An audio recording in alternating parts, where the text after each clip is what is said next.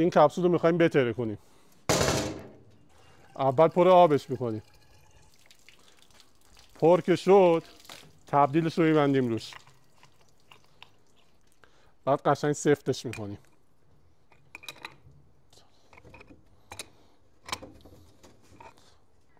شیلنگ دستگاه رو بهش وصل میکنیم. قشنگ سفتش میکنیم. میذاریمش تو قفسش. درش رو میبندیم. دستگاه رو روشن میکنیم. با این فشار رو میبریم بالا. داره باد میکنه. تمام رنگش کنده شد.